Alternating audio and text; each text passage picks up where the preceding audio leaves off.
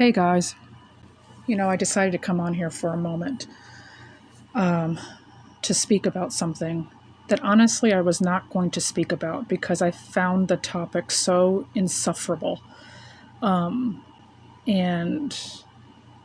it was only really because after hearing about it a few times and then a relative coming up to me and saying something about it, I thought, you know what, I'll address it.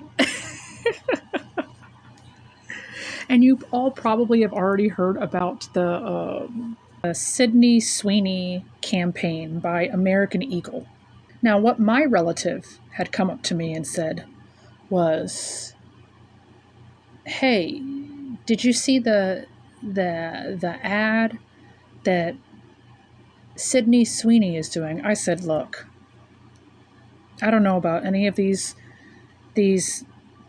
younger people these days. I really don't." And then I got into the topic of how long ago it was that I tapped out from contemporary nonsense, if you catch my drift. But this relative said, "Everyone's talking about this." And I said, I'm not talking about it, and I don't want to know about it.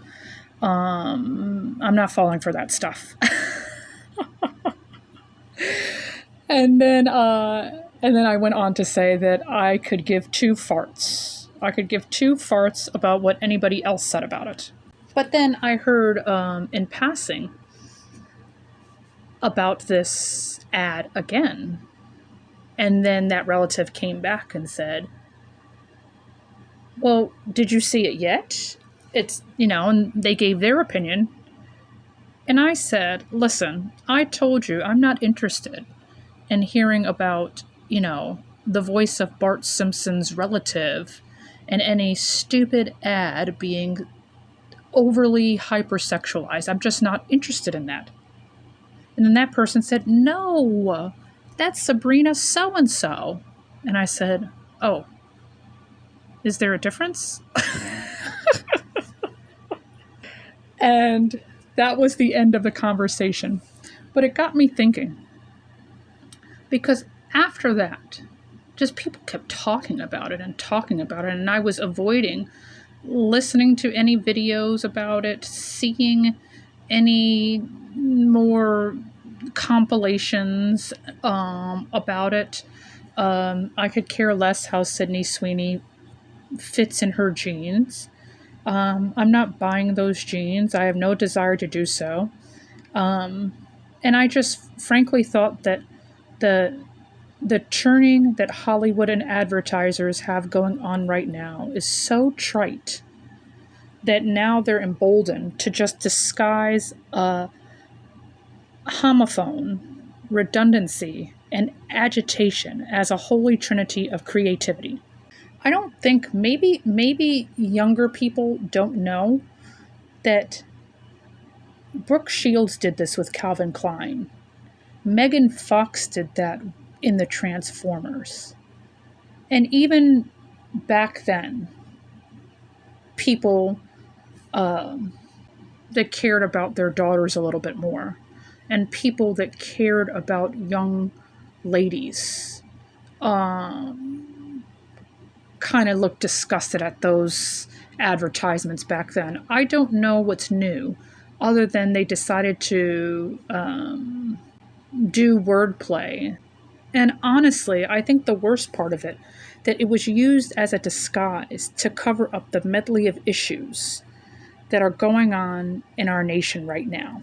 So we had a jobs report that came out that had revealed that unemployment is even higher than they had estimated.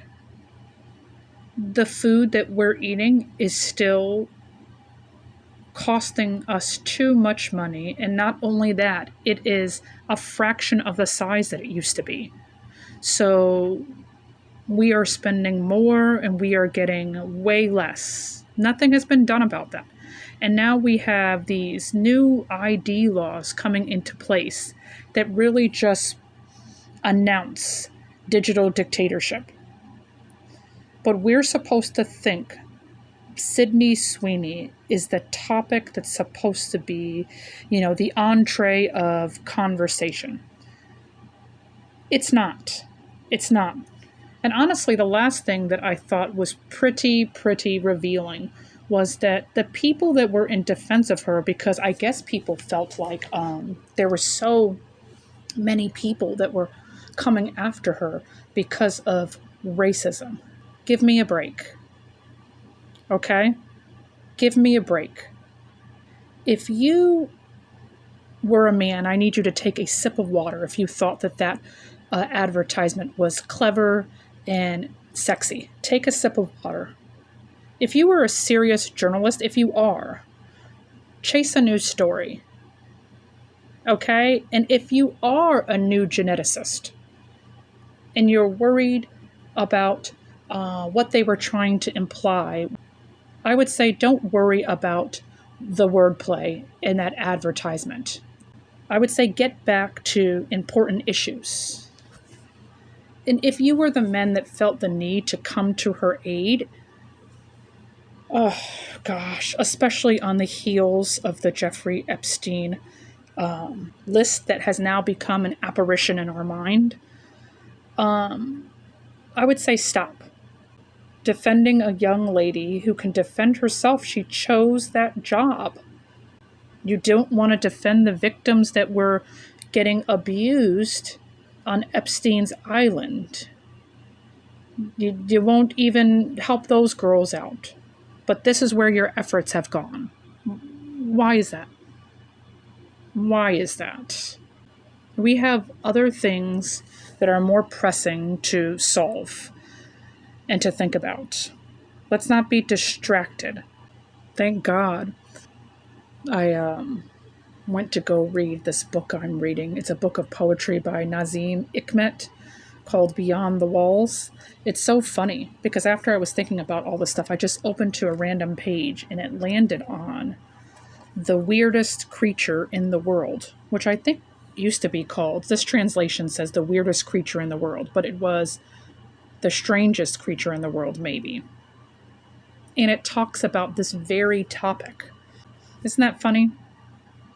There's a line in here. It says, "Brother, you are like sheep.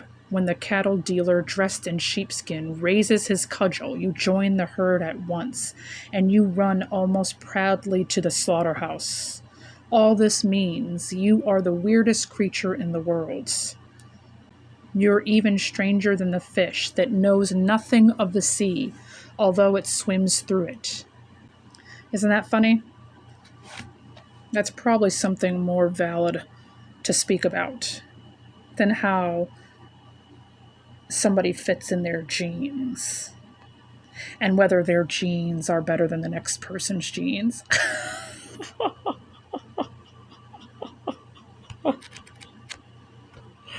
Oh gosh.